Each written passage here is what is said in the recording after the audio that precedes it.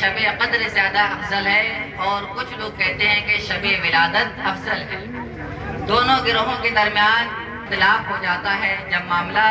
زیادہ بڑھ جاتا ہے تو لوگ امام قسطلانی کے پاس آتے ہیں اور آپ کے پاس سارا مقدمہ پیش کرتے ہیں، اپنا اپنا مدعا پیش کرتے ہیں۔ امام قسطلانی سے جب پوچھا جاتا ہے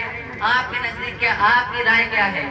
آپ کے نزدیک شب ولادت زیادہ افضل ہے یا شب قدر زیادہ افضل ہے؟ قسطلانی فرماتے ہیں میرے نزدیک شب ولادت یعنی جس رات اللہ کے نبی صلی اللہ تعالی علیہ وسلم اس دنیا میں تشریف لائے وہ رات میرے نزدیک زیادہ افضل ہے۔ عزیزان ملت اسلامیہ، جب لوگوں نے یہ سنا تو انہوں نے کہا کہ ہمارے نزدیک شب قدر زیادہ افضل ہے۔ امام قسطلانی نے ان سے فرمایا آپ اپنی دلیل دیجئے، آپ اپنا مدعا ثابت کیجئے، دلیل دیجئے کہ کیسے شب قدر زیادہ افضل ہے۔ عزیزان ملت اسلامیہ، وہ لوگ کہتے ہیں شب قدر کے بارے میں اللہ تبارک و تعالی نے قرآن مجید میں ارشاد فرمایا ہے اِنَّا أَنزَلْنَاهُ فِي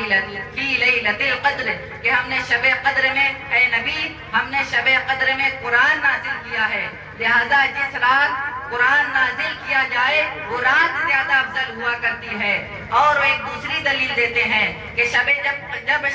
جب یہ سنی اور مضبوط دلیل ہے، لیکن میرے نزدیک اس سے بھی زیادہ مضبوط دلیل ہے۔ آپ کہتے ہیں میرے نزدیک شب ولادت زیادہ افضل ہے، تو لوگ کہتے ہیں آپ بھی ذرا دلیل دیجئے، اپنا مدعا دلیل سے ثابت کیجئے۔ امام قسطلانی فرماتے ہیں اچھا یہ بتائیے کہ قرآن افضل ہے یا اللہ کے نبی افضل ہیں؟ لوگ بیک زبان کہتے ہیں بلا شک و شبہ اللہ کے نبی قرآن سے افضل ہیں۔ اسی طرح حضرت امام قسطلانی دوسرا سوال کرتے ہیں آپ یہ بتائیں اللہ کے فرشتے ملائکہ یہ افضل ہیں یا اللہ کے نبی زیادہ افضل ہیں؟ تو لوگ کہتے ہیں بلا شک و شبہ اللہ کے نبی، بلا شک و شبہ اللہ کے نبی فرشتوں سے افضل ہوتے ہیں۔ تو امام قسطلانی فرماتے ہیں جس طرح اللہ کے نبی فرشتوں سے افضل ہوتے ہیں، قرآن سے افضل ہوتے ہیں، اسی طرح جن راتوں میں اللہ کے نبیوں کی ولادت ہو جایا کرتی ہے وہ راتیں بھی تمام راتوں سے افضل ہوا کرتی ہیں،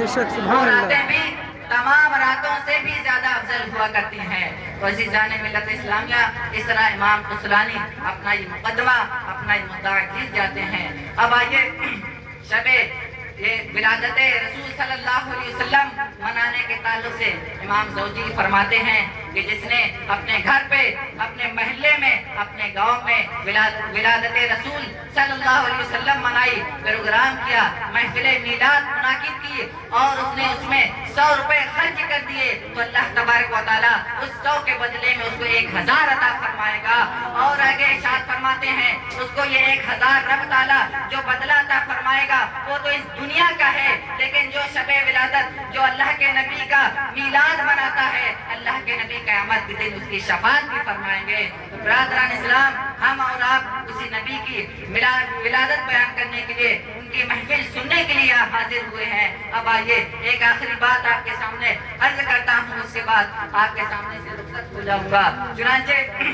آپ نے جس طرح سنا ہوگا کہ کتابوں میں یہود جو تھے، علماء یہود تھے، ان کی کتابوں میں اللہ کے نبی آخر الزمان صلی اللہ تعالی علیہ وسلم کے بارے میں طرح طرح کی نشانیاں، طرح طرح کی علامتیں موجود تھیں کہ فلاں جگہ پیدا ہوں گے، ان کا حلیہ یہ ہوگا، ان کا رہنے سہنے کا طریقہ یہ ہوگا۔ اللہ کے نبی کے والد حضرت عبداللہ کے بارے کتابوں میں موجود تھا۔ چنانچہ جب حضرت عبداللہ رضی اللہ تعالیٰ عنہ پیدا ہوتے ہیں، اس دنیا میں تشریف لاتے ہیں، علماء یہود میں کوہرام مچ جاتا ہے، ہر طرف شور اور گوگا ہونے لگتا ہے، چیخ پکار اٹھنے لگتی ہے۔ عزیزان ملت اسلامیہ، جب ان کی قوم دیکھتی ہے کہ جو ہمارے علماء ہیں، ہمارے رہنما ہیں، ان کے چہرے بگڑے ہوئے ہیں، ان کی حالت نازیبا ہے،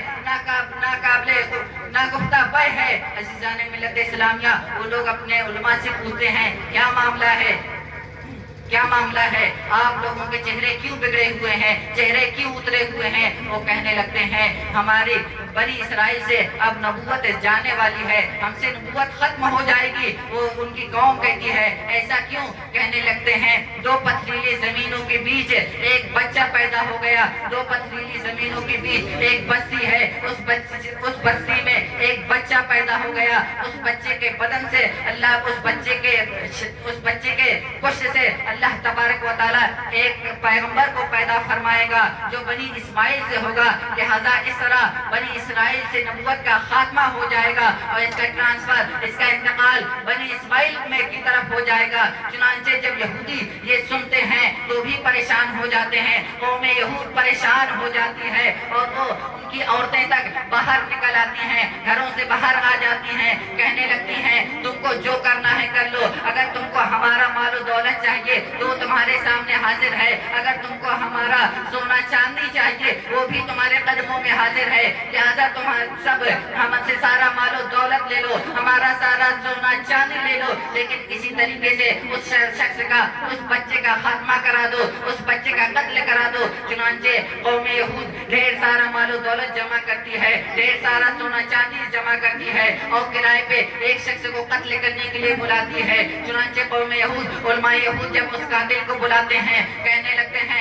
ऐ कातिल शख्स तुमको फला जगह जाना है, वहाँ पे फला बच्चे को कत्ल कर देना है। उसके अलामात ये हैं, उसका जो घर है दो पथरीली चट्टानों के बीच में होगा, उसके घर के सामने फला फला निशानियां हैं, लिहाजा तुमको वहाँ चले जाना है और उस बच्चे को कत्ल कर देना है। वो कातिल शख्स कहता है अगर मैं उस बच्चे को कत्ल कर दूंगा उसके बदले में तुम मुझे क्या दोगे? चुनांचे यहूद ले जाते हैं, अपने उस कमरे में ले जाते हैं और सोना चांदी मालो दौलत का जो अंबार, जो ढेर लगा था वो दिखा देते हैं, कहने लगते हैं अगर तुम उस बच्चे को कत्ल कर दोगे ये सारा मालो दौलत हम तुम्हारे हवाले कर देंगे, सारा मालो दौलत, सारा सोना चांदी तुम्हारे हवाले कर देंगे। अजीज़ान मिल्लत इस्लामिया, वो लालच में आकर वो शख्स मक्का शरीफ रवाना हो जाता है और जब मक्का शरीफ पहुंचता है क्या देखता है कि कुछ बच्चे आपस में खेल कूद रहे हैं, शैतानी कर रहे हैं, एक दूसरे को मार रहे हैं, पीट रहे हैं, लेकिन इसी दरमियान वो शख्स देखता है कि दूर एक बच्चा खड़ा है, एकदम शांत मिजाज है, कुछ नहीं बोल रहा है, ना शैतानी कर रहा है, चेहरे से उसकी नूरानियत झलक रही है, वो बहुत ही शरीफुन नफ्स मालूम हो रहा है। चुनांचे वो कातिल शख्स उस बच्चे के पास जाता है और कहने लगता है ऐ बच्चे क्या तुम मुझे अब्दुल्ला नामी बच्चे का पता बता सकते हो? वो बच्चा कहता है अब्दुल्ला नामी बच्चे से आपका क्या सरोकार है, क्या काम है, अपना काम बताइए। वो कातिल कहता है कुछ नहीं, मुझे उससे थोड़ा सा छोटा सा एक काम है, तुम मुझे उसके घर तक पहुंचा दो, उसका पता बता दो, मैं अपना काम करूंगा, उसके बाद चला जाऊंगा। लेकिन अज़ीज़ान मिल्लत इस्लामिया, वो बच्चा जिद करने लगता है, अपनी जिद पर अड़ जाता है, कहने लगता है कि जब तक तुम उस बच्चे का पता नहीं, तुम अपना मकसद नहीं बताओगे, तुम अपना इरादा बयान नहीं करोगे, मैं उस बच्चे का पता नहीं बताऊंगा। चुनांचे वो कातिल कहता है मैं इसलिए यहाँ पे आया हूँ ताकि अब्दुल्ला नामी बच्चे को, उस शख्स को मैं कत्ल कर दूं, उसके बाद मैं वापस हो जाऊं। चुनांचे अज़ीज़ान मिल्लत इस्लामिया, जब वो बच्चा ये सुनता है न घबराता है, न चीखता है, न भागता है, बल्कि कहता है ऐ कातिल शख्स तुम बहुत दूर से आए हुए हो, थक गए होगे, आपने सफर किया है, पहले चलो तुम मेरे घर चलो, वहाँ जाकर कुछ आराम कर लो, पानी पी लो, खजूरें खा लो, उसके बाद तुम उस बच्चे को कत्ल कर देना। अज़ीज़ान मिल्लत इस्लामिया, वो बच्चा उस कातिल को अपने घर ले जाता है, छाया में बैठाता है, ठंडा पानी पेश करता है, एक प्याले में खजूरें पेश करता है। चुनांचे जब वो कातिल शख्स पानी पी लेता है, खजूरें खा लेता है, तो कहने लगता है ऐ बच्चे चलो अब तुम मुझे इस बच्चे का पता बता दो, उसके घर ले जाकर मुझको छोड़ दो ताकि मैं उसको कत्ल करके चला जाऊं और उसके बाद मैं अपना इनाम व इकराम पालूं। अज़ीज़ान मिल्लत इस्लामिया, जब वो बच्चा ही सुनता है, कहने लगता है ऐ शख्स क्या तुम्हें उस बच्चे पे रहम नहीं आता है, उसके माँ बाप पे रहम नहीं आता है, उसके रिश्तेदारों पर रहम नहीं आता है? जब तुम उसको कत्ल करोगे तो उस बच्चे पर क्या बीत रही होगी, उसकी माँ पर क्या बीत रही होगी, उसके बाप पर क्या बीत रही होगी, उसके रिश्तेदारों पर क्या मामला माजरा हो रहा होगा। ऐ शख्स अगर तुम उसको कत्ल न करो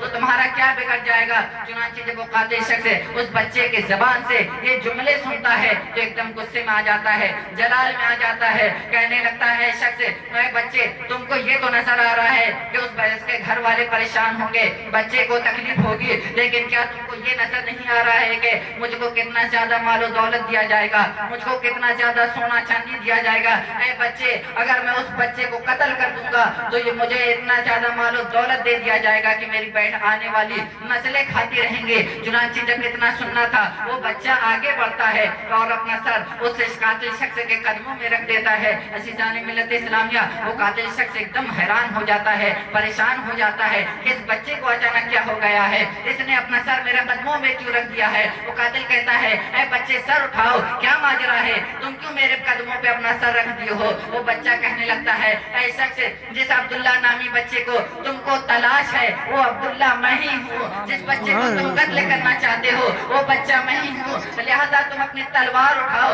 اور میری گردن الگ کر دو اور جا کر تم انعام اکرام پالو۔ عزیزان ملت اسلامیہ، جب وہ قاتل شخص سنتا ہے تو ہاتھ میں تلوار لیے ہوئے تھا، اس کا بدن کانپنے لگتا ہے، بدن لرزنے لگتا ہے، اس کے ہاتھ کانپنے لگتے ہیں، اس کے بدن سے اس کے ہاتھ سے تلوار چھوٹ جاتی ہے اور اس کے ہاتھ سے تلوار چھوٹ جاتی ہے اور وہ خود قاتل شخص اس بچے کے قدموں میں گر جاتا ہے اور کہنے لگتا ہے اے بچے میں یہاں آیا تھا تمہارا سر لینے، لیکن یہاں سے جا رہا ہوں تم کو اپنا سر دے کر جا رہا ہوں اور جاتے جاتے یہ کہتا جا رہا ہوں کہ میں تمہارا ہمیشہ احسان مند رہوں گا، تمہارا ممنون و مشکور رہوں گا۔ وہ بچہ کہنے لگتا ہے اے شخص